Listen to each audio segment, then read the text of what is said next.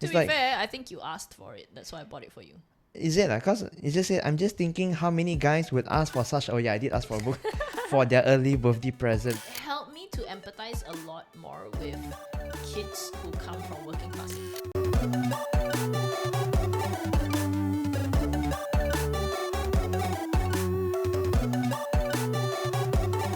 Hi there, my name is Edra. And my name is Yanping. And this is the Teo-logy podcast. So today we are on a more fun episode, would you say? I predict that this episode might probably have quite lower viewership, but I think this will be one of my favorite episodes. Yeah, it's something that we still choose to do, not based on what's the word? Popular response. Yeah, it's just something that we just wanted to share with you all. Yeah. So, maybe you can just begin with what we're going to talk about today. We are going to talk about books that have shaped us. Yeah, and if you know me or you know Edro, we love reading, and it's some of our pastimes. You know, sometimes at night we'll just go to a cafe and read a book quietly, not even talking to one another. Just, I have my book, he has his book. And some books do strike us, and some books last a longer time than others. And what is at least your personal motivation why you wanted to share with the world? Like, what do you think that they will get the value of this? I don't know really. Sometimes when people come to our house, they do ask us for book recommendations. But also I feel like a lot of our worldview, or when we talk about things together, it's usually influenced by books. So it's just a nice part of our lives to share with people. Okay, so for me, I have a different answer. I think I'm very, very intentional. If you guys want to listen on to this, is to give you an idea. At least you have an idea why we are, and what we do. It's because these books really shaped how we think, what we think. And so when we talk about how these books change our lives, we're talking about like a change of perspective in how we speak, how we think, how we act. And that's what I hope our listeners gain from this. Yeah. And hopefully you also can share what are some of the books that change you. Yeah. Do share us so that we can read too. And before we even enter the books, we are entering into a season where my friend Calvin Chia was doing a workshop on this whole idea of digital discipleship. And rather than asking for what books to recommend, now they're asking for which YouTube channel to watch, which TikTok influencer to follow. And you really see the change of times. But I believe we are gonna be entering back into the world of books once they realize how the attention that's being grabbed on the digital space may not be as healthy. Yeah. So I think we go all your books and all my books. How's that? Or how about we do one by one? One by one, Okay. So we're gonna do our top 5 picks for books that shaped us, and then of course we'll have some honorable mentions later on. However, mine has a caveat. I don't have a top 5 books. I probably have more top 5 authors. Which is fine. Yeah, which is fine. Yeah. And also, if we happen to have the physical book with us, we'll give it a show. But oftentimes we might not, because we read it a long time ago, or we might have read the ebook version. Yeah. And so the way we go about it very briefly is we'll introduce the book. What is it briefly about? How did it change our perspective? And if you can, what have we been doing differently thanks to this book? Yeah. Sure. Why not you start? Okay. Maybe I'll start with a book that I read in uni, and it shaped how I see kids in education, but also it shaped how I see people who work in the labor market. And it's called Learning to Labor by Paul Willis. Honestly, I'm not sure if it's very easy to find, but it was on my uni reading list, and it was in my uni library. And it was basically a research done by this guy who just followed a bunch of kids around in their school. And these kids were factory worker kids. So they had their part-time jobs, or they would help their parents after school, and then they would go to school, and they wouldn't do very well in school. But what he realized was that it was because what was rewarded in their workplace, i.e. the factory shop, is not rewarded in school, and vice versa.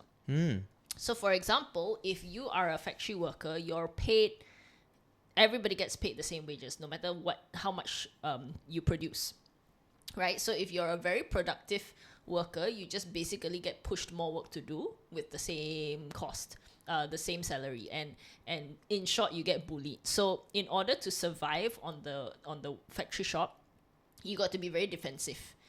You have to question authority. You have to push your way. You have to, try to be off the radar, all that sort of thing. But when you're in school, you're usually rewarded for being the more hardworking kid, or the one who obeys rules. And if you don't, then you get thrown to the back class and you're classified as, you're hopeless in society. So he was trying to say that it's a vicious cycle, because if they bring back the school culture back to the factory floor, they are going to get crushed. But if they bring their factory culture to the school, they are not going to break out of their education poverty cycle. Okay, so how does that change you? Yeah, it helped me to empathize a lot more with kids who come from working classes when they come to school. They sometimes they come tussled, they speak rough to you.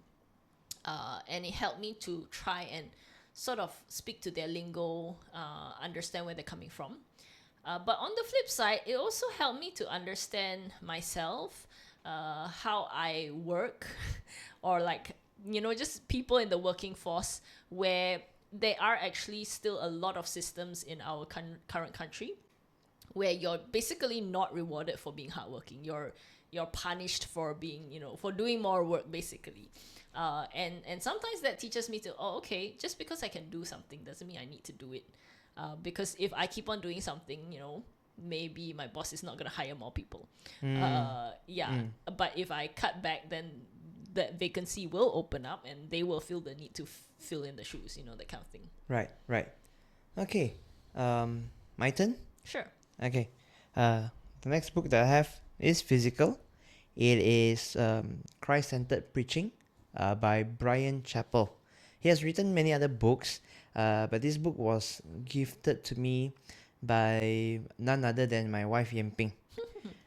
You bought it for me when we were not married yet, right? Yeah, I think it was a birthday present. Yeah, it was a birthday present. In fact, wait, the message is here. Yeah, what's the date? Oh, yeah, we were not married yet, 2017. Yeah.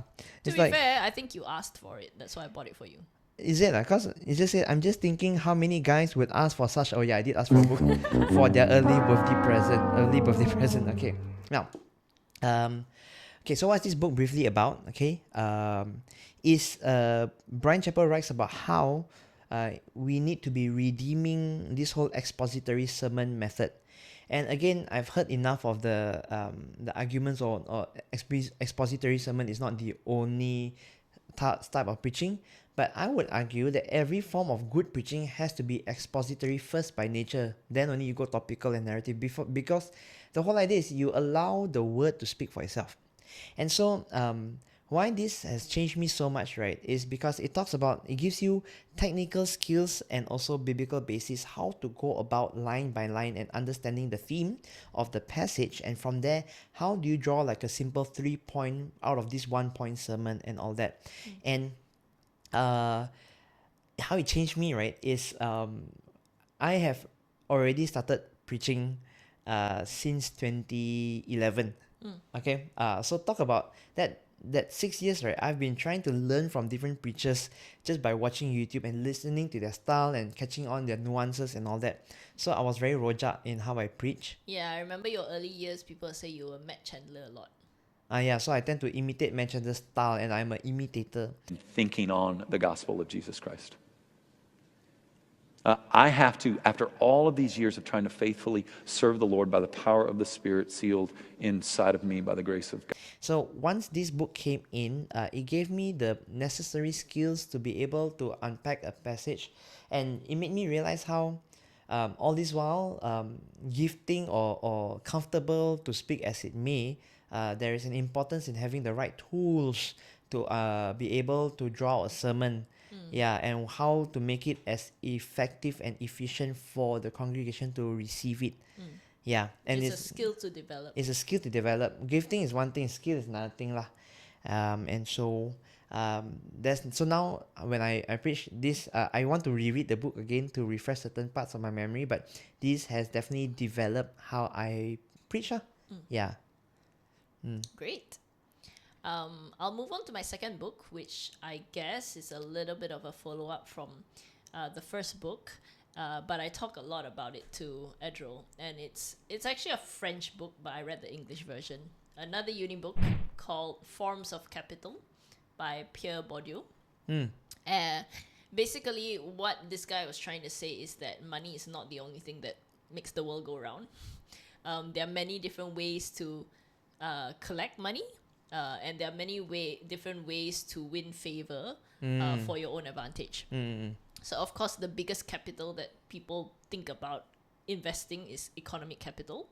But he's trying to argue that there are also things like social capital, cultural capital, and then you can develop further like brand capital, all that kind of thing. Yeah, we briefly talked about this when we talked about the things that we do, the work that we do in our first season last year. Yeah, but perhaps share how that changed your perspective. I think it helps me to know that there are different ways to be rich, and that while I might not be as financially rich as the next person next to me, but I am rich in many different things. I'm rich in friends, and sometimes friends really help me in different things. For example, usually when we go and travel in a country, my first thought is, who can I reach out to in that country to catch up with, but also to bring me around or, help me out when I'm there. So that is not money, that is having relationships or contacts, right? And that's a very huge social capital for me. Yeah. Another example of social capital would be, I don't know if anyone noticed, we have a slightly new setup. Edril's got headphones on him.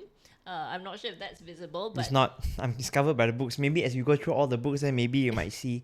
Yeah, so we don't have budget to like do up our studio, but we have friends who are sponsoring us. Yeah, because they see value in what we do. Yeah, and that's social capital for you. Correct. Right? Social friends enable you to have advantages in different things. Correct. So recently, which I'm very grateful, we will not name the person, of course, unnecessarily so. But thank you. Yeah, but thank you so much. Because this person didn't know that a podcast existed, and then when he saw what we did, he found so much value in it, and he put in his heart that he wanted to set aside to support us in terms of the equipment. And obviously, one thing you've been realized, so I hope that the sound sounds okay now. The previous episodes, you occasionally hear echoes, but what we then got this time was audio interface to line in both our sounds into one and put into the Audacity app and to come up with a more stereo-like sound lah. Yeah. So we'll see how that goes, and also of course he can listen as we go along and make adjustments. Yeah. So if I want her to listen also, I have to find a different way to, upgrade this. Yeah, but we'll work it out. Don't worry.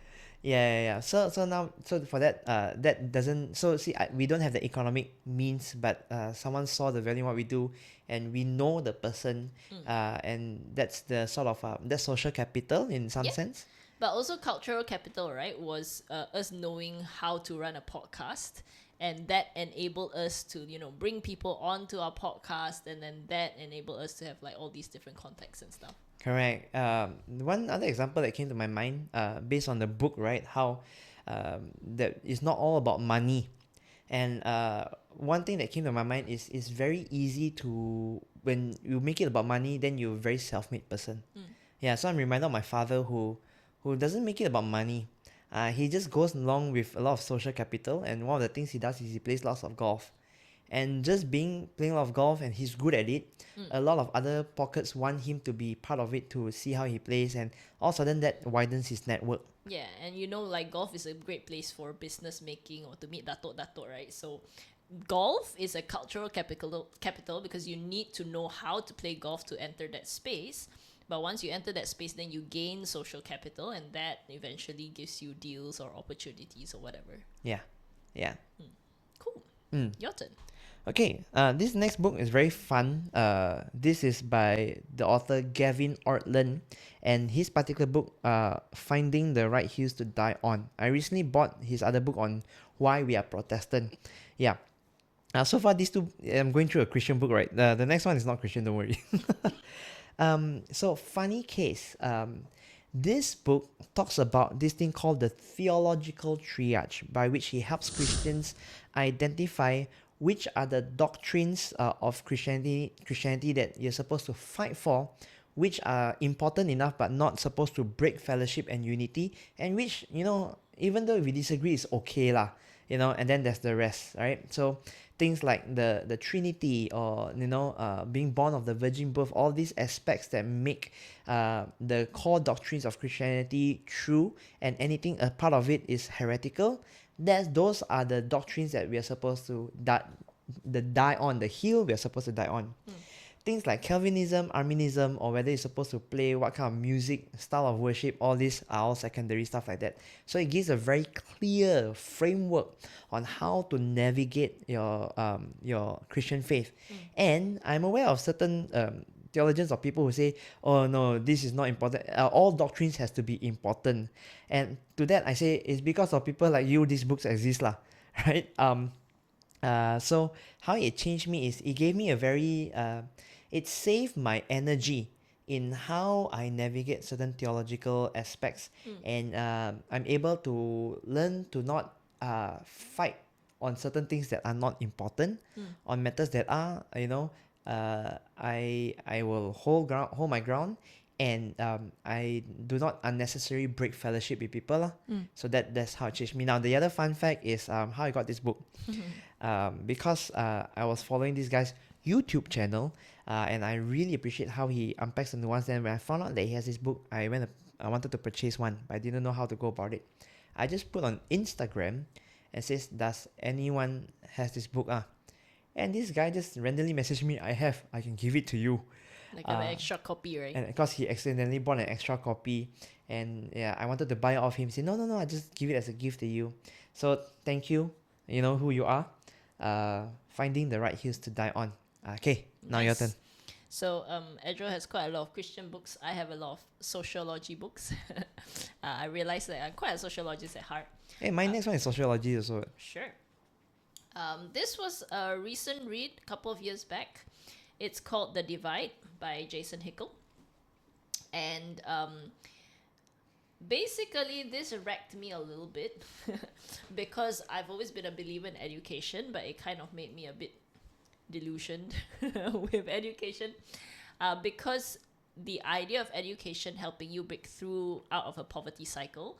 This book is more from an economic point of view, and what he was arguing is that poverty is basically created, and yes, education is the long way to get you out, but economic policies move way faster before you can even catch up.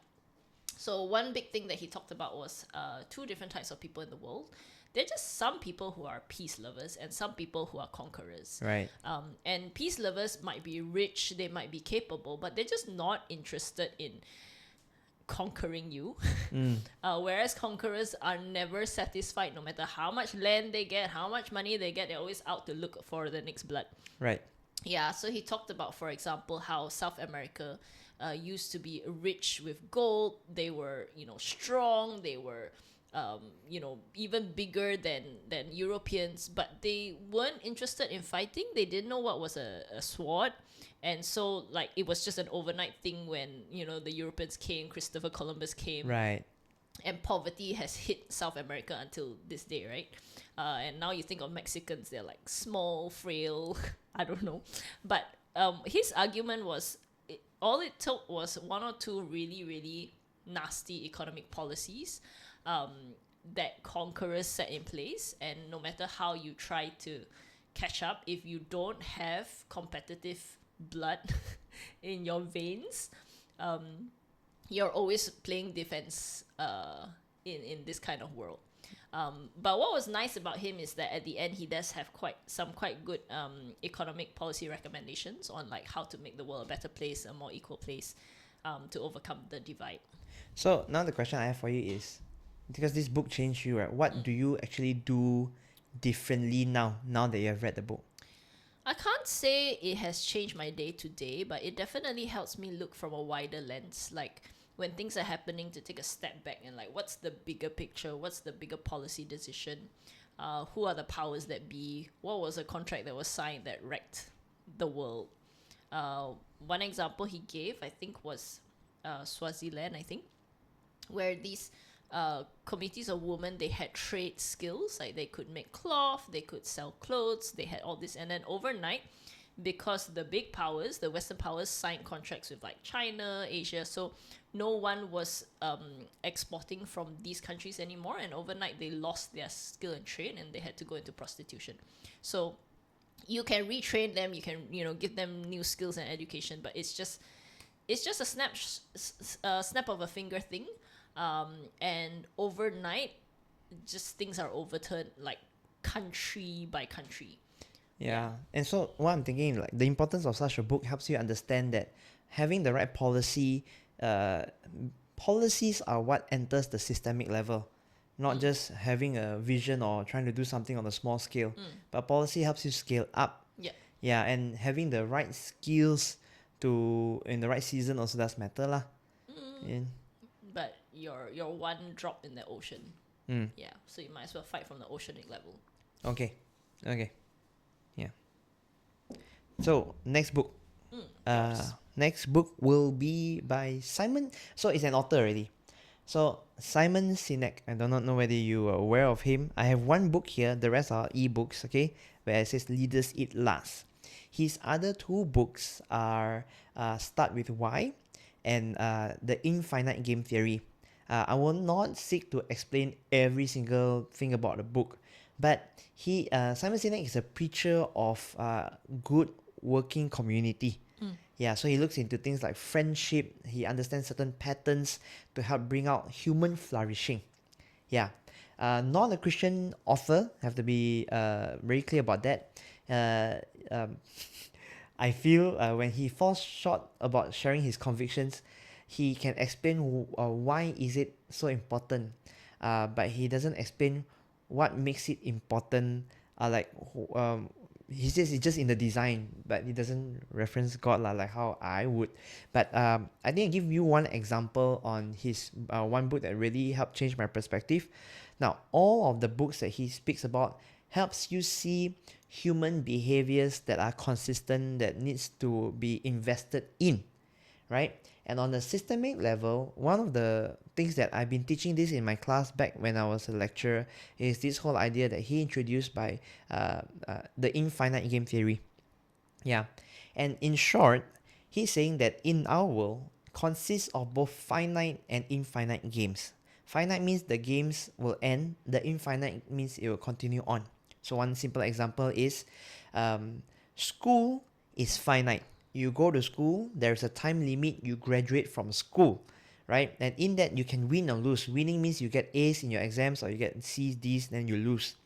But infinite is the game that never ends. So school is finite, but what that doesn't end is learning. Education goes on and on. So like marriage, is it finite or infinite? Marriage is an infinite game. Means it goes on and on. There are no winners or losers in the infinite game. If there is winners or losers in the marriage, right, then that's a problem. That's a problem already. Because if someone is to lose and we are supposed to be together and we are one. So he gives this idea to help you see how certain aspects of the industries and life itself has been approached in a very wrong manner. And marriage is like one clear example, right? You're supposed to go on and on lah. So that helped me reframe certain aspects to save certain resources and learn to encourage people to push on certain aspects as well. Yeah, and that's how it changed my mind. Yeah. Yeah, shift your game plan a bit. Correct. Yeah. So that's me. Onwards to you. This is a very fun book. I really enjoyed it. It's called Andy Warhol Was a Hoarder by Claudia Kalb. I think that's how you pronounce it. Basically, she goes through stories of famous people. Hopefully you know most of them. I don't know all. But about their weird eccentricities or their weird quirks. And what she's trying to say is that the reason why they are famous or they're gifted in the first place is because of their weird quirks. So for example, Andy Warhol is an artist. He has, great painting and stuff. But if you go to his house, it's horrendous. Like, he stocks up on the weirdest things. They create dust, moss, whatever. But because he's a hoarder, that gave him a gift of seeing things in a perspective that he can do his painting or his photographs and all that sort of thing. Another example that she mentioned would be Abraham Lincoln. So he's like he's always depressed. Like, he has depression, but that enabled him to power through the most difficult times in America, because he's just like, this is part and parcel of my life. So stuff like that. Or even Marilyn Monroe, how she was suspected, not proven, but borderline personality disorder. Right. So that enabled her to like maneuver through Hollywood or do like really radical things that other normal people wouldn't otherwise do. And why I like this book is it helps me see that very often people's curse is their gift, or their gift is their curse. And when you deal with weird people, sometimes you'll be like, oh my goodness, this person's so weird, or this kid, right, has this issue. But if you look at it also from a strength point of view, what is something, if you see that as their superpower, what is something that they can do because they have this issue that I can't do? And that also helped me understand myself more. Yeah. And people in general. Yeah. It's a very humbling book, so to say, right? Rather than you see their quirks and you are made aware of your quirks. And the humbling thing is, you can never, in that sense, essentially make yourself better than you ought to be, because you're just a human. Yeah. Yeah. Okay. Now, my next book doesn't have... my next author, sorry. I don't have the books with me. They're all in ebook format. Reading my books, right? Tablet. But I think by far, one of my favorites. This one really shaped how I am. And Yenping can attest to that. Like, I think you would think because of this author, much of my behaviors have changed. He's not really a big name person, by the way. He's like a one step below in terms of knowability, right? People like Simon Sinek and all that, right? He's one step below. His name is Kalb Newport. And he's just a professor who tries to... he discusses things on how to make things more efficient, clarity and all that. And these are some of his books. So Digital Minimalism, how he says the digital world is really downgrading our lifestyle with all the currency, attention currency and whatnot, and how to go about it. Slow Productivity, Deep Work, and that's what favorite is So Good They Can't Ignore You. Yeah, again, I will not unpack all of that, but let's just say he has slowed me down to enable me to focus on producing better, more quality work rather than rushing through things. And I'm someone that likes to... I'm impatient and I want to rush things through with all my ideas. So this book has taught me how important is it to slow down. But let me just unpack one particular book, So Good They Can't Ignore You. He goes against the grain and tackles this idea that the passion narrative, change after what you love to do and all that, is not always the most helpful. And he gives beautifully gives good examples on how that doesn't work. And what actually works is find something that you're so good that you eventually find joy in doing it because you're so good at it. And when you're so good at it, the world is willing to pay you for it. Yeah. And you get to control your time. So it's like, if you really want my services, I charge you this much, and I'm going to work this much amount of hours. And the company might go, huh? Like that lah? Say, up to you lah. This is, if you don't want, then someone else will want me anyway. So you become so good that they can't ignore you. And I like that because it changed my perspective on the skills that I need to work in. That being said, obviously, me being in full-time ministry, I don't get the same economy he speaks about. No, there's no company that wants to pay me as much. I'm working in a Christian community, right? And the skills that I pump into is doing one-on-one discipleship, how to create discipleship tools and games, and also preaching. These kind of things do not bring in the money, and it's okay with me. Maybe the next episode, maybe we'll talk about our finances or what lah, Sure. to share how we are in a different economy. But I would say that you definitely have honed your skill in these very niche areas, and like I feel like it's coming to a point where people think of these particular topics in Malaysian context, your name will pop out. Yeah. Yeah. So I am being invited to do like digital discipleship talks in churches and in youth groups and whatnot. But again, I think I've talked before in a previous episode, I'm not the only one that talks about digital discipleship. There's a lot others. Yeah, just that it is still a niche thing lah. Yeah. Sure. Yeah, so Cal Newport totally changed how I work, how I think. Very different now. Yeah. Okay. I think this is my fifth book. Fifth and last. Yes. Okay. The rest are honorary mentions. But I'm realizing that my books have a trend, like a theme. So anyway, if you cannot see the title, it is deliberate. It's called Quiet by Susan Cain. And it's basically about introverts and how introverts might not be favored in this current day and age, but they bring along their own strengths and beauty to it. I can imagine all the introverts shouting an amen right now. Yeah, Many have read this book, I think. Yes. And if you are an introvert, you haven't read it, read this. It's very, I don't think I'm an introvert, but it is very, what's the word? Insightful, But it also, not the word justifying. You feel validated. That's the word. Right. Yeah. So, for example, she talked about how in the olden days, when there were no big cities and you were in a peasant country, nobody had to talk that much. You didn't have to be loud and boisterous. Everybody knew everybody. So if you ever wanted a recommendation, you just ask the next person next to you, like, oh, is this fella a good worker? Just ask your uncle, So that's how recommendations happen. Whereas when you're in the big city, millions of people, there's no way everybody's going to know everyone. So yes, you have recommendations, you have CV, but you really need to impress on your first impression, and that's what makes people now loud and talkative and charismatic, and leaders. What people think about heroic leaders have drastically changed over the eras. Last time they would think of like pensive, quiet leaders, but now you got to do the telecasting, all that sort of thing. So I mean, what she was pointing out is that wasn't always the case, and that there are definitely pockets in which quiet people can thrive and support. They notice things better. They are more reflective, introspective, and they have more substance usually in the content that they bring out. But it also helped me think what happens when you bring so-called country people into the city, and how that wrecks systems. Yeah. So, for example, in Malaysia, we talk a lot about cronyism.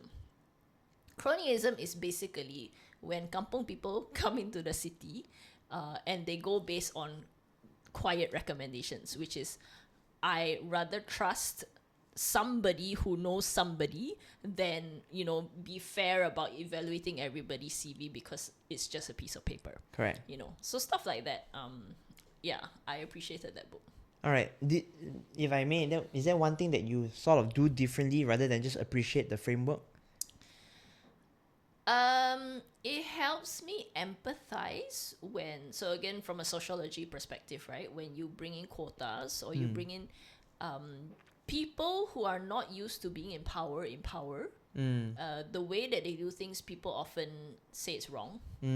I still say it's wrong, but I understand where it came from. Yeah. Okay. Onwards to my final book as well. Yeah. And after these final books, then we'll give a bit honorable mentions. Now, I have to acknowledge before I talk about these final books, I read a wide range of books. I struggled finding. So her books all sociology, so easy. Mine, I have like multiple aspects and I didn't know where to begin. And so even as I name these final books, right, there are still plenty of other books that I really, really appreciate. Even if I breed them in the honorable mentions, there'll be too many, sorry. But the last book is a recent book I only read, I think last year. It came out free, given by Gospel Coalition, if I'm not mistaken. And so I downloaded the ebook quickly. It was so cool.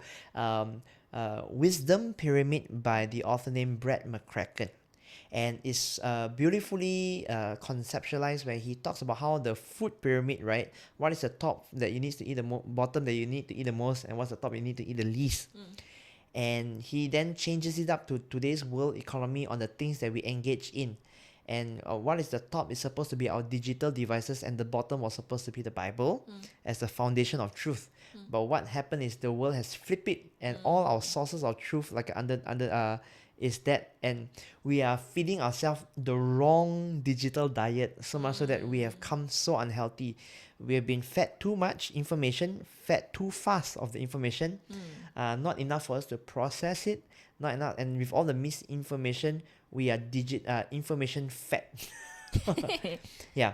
Yeah, without actually processing it, right? Correct. And so he doesn't disregard the digital world. He talks about how you're supposed to consume it in the right amount. And I think it's been a very helpful way for me to communicate. So when I do my digital discipleship, I will cite him as a good concept framework. Yeah, whether the students or the kids eventually do it or not is a different thing lah. But it has helped me a lot lah. Yeah. Great. Okay, so we move on to honorable mentions. How we're going to go about it is we don't go one by one. You go like a quick shot, all three. Then I go quick shot, all three. Sure. Then we come to a close. Okay. Yeah, you go. Okay, my 3 books are here. First is called Compared to Her by Sophie DeWitt. It taught me how to be more contented as a girl from a Christian point of view. And the fact that as women, we just tend to compare everyone. You either compare up or you compare down, so no point. Just see yourself as created in God's image. Second one is called Revenge of the Tipping Point. I think the more famous one is The Tipping Point by Malcolm Gladwell. That was his first book. This is the follow-up. But honestly, I like the follow-up a lot better because I feel like it's more precise. He numerically defines what is critical mass, how do you create movements, how you should focus and change narrations. So I thought this was a lot of a better read. And third one, this was a gift from my sister, which is called Uncommon Sense Teaching. It puts together a lot of educational psychology, teaching methods, which some I've known, others just in a clearer way, and it's a very fun, light read. So if you are ever in education or you're not even a teacher, you're just interested in how people learn, this is a nice read. So yeah, those are my honorable mentions. So my honorable mentions is first one is again Malcolm Gladwell, one of his earliest book, Outliers.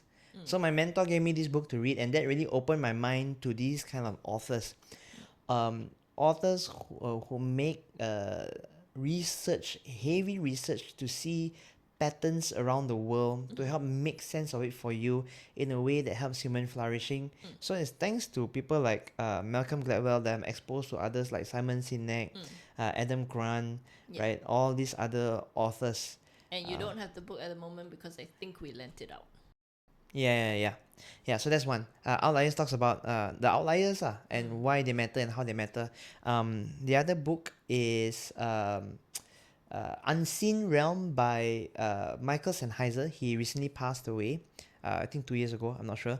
But he talks about the unseen realm. Again, I'm very much into Christianity, that's my pattern, and human flourishing. The aspects of Christianity that rarely people talks about, the spiritual world, the heavenly council, the Nephilims and all that. And he gives a very proper research-based sort of scholarly input into how to make sense of this. I don't champion these ideas, but it has given me a good framework on reading the Bible in a richer manner. And the next one is by our Malaysian Emeritus Bishop Hua Yong, right? Local book. His book Leadership or Servanthood. It was so good that I read it twice. I might want to read it again because he gives a very good defense, a biblical defense on how Christians, right, might overplay the word church leaders or even use the word servanthood leadership, which defeats itself. And when we look at the Bible, all of them regard themselves as servants, slaves of Christ, of the good news, and how that changes itself, and how understanding that aspect, how does it lead to serving others, biblically speaking. So this is one of his good books that I will recommend actually. those are our books. So maybe one thing I will add on is, maybe you can comment below what are your books that shape you. I think will be really good for the community to hear. Yeah. We would love to read them. Correct. Yeah, and I know. Thank you for actually joining with us. This was a long read to hear what shapes our minds and our lifestyle. And with that, now you have a better understanding of why we do what we do or how we work together as a couple. Yeah. And once we get these insights, we will always sit down together and we'll talk and talk and talk it out over a meal, over a walk in the park, and how to. That's how we both iron our ideas out and make sense of it, and then we'll see how to apply it in our everyday living. Yeah. So that's the way we go about it lah. I think I want to just purposely also hint at them our next upcoming episodes. One of them is we do want to talk about how we as a couple manage our finances, and hopefully that will give you insights and maybe some tips that you can even give us. Maybe we're doing wrongly or whatnot lah. Yeah. So I guess that's it for now. This is the Teo-logy podcast. Till next time. Bye. Bye.